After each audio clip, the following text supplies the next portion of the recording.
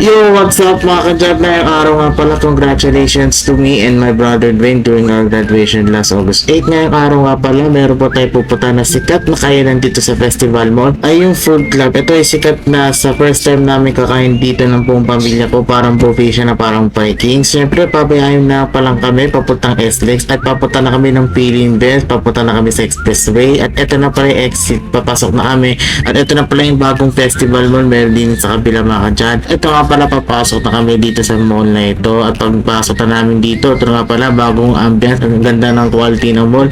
Naalala po namin ni Kin, nagpunta kami sa time zone last year pa, no 2024 pa, naglalaro pa kami dito nung nakaraan pa. Ito nga pala, packet na rin kami dito sa taas, second floor na ito mga kadyat, at meron din palabas ng nung konti. At ito nga pala, papasok na tayo sa kabilang building. At ito na nga pala, lakad pa lang kami, exercise na nung konti. Siyempre nakita ko na pala yung Food Club dito mga kadyat, tamang video tayo pala dito. At sa wakas, ito na pala Food Club, your lifestyle buffet, bagong bago yung labas ng 2025 sa Festival Mall. At syempre maraming tao po nakapila, meron walk-in and reservation dito mga kadyat. Syempre dami nakapila at ito pala Food Club, maganda rito. Pagpasok na namin, maraming tao kumakain ngayong lunch at syempre marami din nakapila para kukuha naman sila ng sariling pagkain. At meron pa mga desserts, naikutan namin mga dessert dito. Pwede ka kumain ng ice cream or cakes. Ito pala yung Japanese buffet station, pwede kayo kumain ng Japanese foods dito mga kadyat, napakasolid din yan kagaya ng Vikings. At ito nga pala, nakapila ng lahat ng mga tao dito. At syempre dito naman yung salad bar station at syempre yung mga pagkuha ng mga natos, other main dishes dito mga kadyat. Pwede kayo kumain anytime, anywhere. Makatapos na namin magkagala-gala, iniikot po lahat ng pagkain. Syempre pumunta ako sa dulo, ito pala yung pinaka main dish nila. Meron mga french fries, pasta, buffet at marami pang ibang mga buffet kainan dyan na pwede mo kainin dito. Syempre nagpila na rin dito si Mami at si Dwayne. Syempre nakainin nila yung kung gusto nilang kainin. At syempre nakuha ko na pala yung pinaka-paborito ko, yung tempura nila. Medyo masarap din siya mga kadyat. Pero with the version itong tempura, yung onion. Syempre yung udon nila, napakasolid din yan mga kadyat. Napakasarap din yan. Para niya sa Mongolian. Syempre pakain na naman po na si Kuya Jad. Syempre kain lang tayo ngayong araw na ito. Ilang plato tayo ngayong araw na ito mga kadyat. Syempre ito nga pala yung fish fillet. At marami pa akong kinakain. Meron din siomay. Napaka-solid dito mga kadyat. Tamang subo rito. Napakasarap. Napaka-quality dito papakain nila.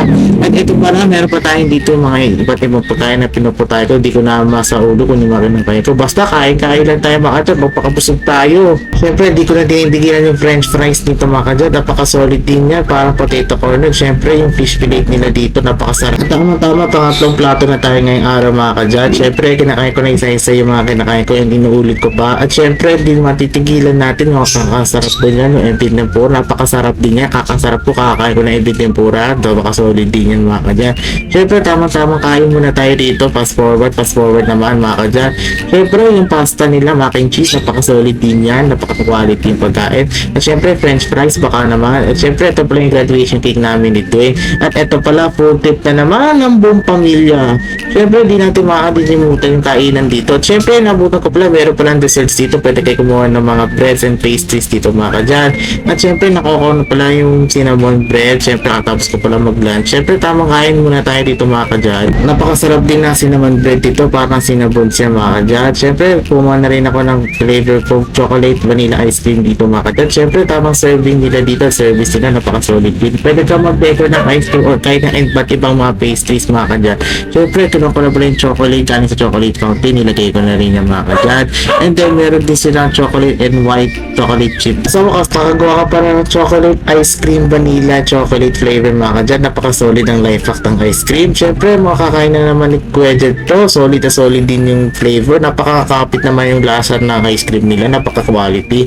Syempre ice cream muna after natin mag-lunch and merienda na yung araw na ito. At kakatapos ko palang kumain, 12 to 13 plates ako nakakain ngayong araw. Napakabusog, napaka-solid ditong food club. Babalik kami sa susunod na araw at biglaan para nagsasara ang food club na yung lunch at o-open sila ng dinner ng 6 up to 9 p.m. kasi magsasara na sila ngayong araw ng lunch. Pagkatapos na namin kumain, at ito na pala, labas na rin kami dito. Thank you Food Club for the lunch and quality foods dito. Napakaganda ang ambience. Syempre tamang lakad tayo dito at aalis at bababa pala tayo sa first floor.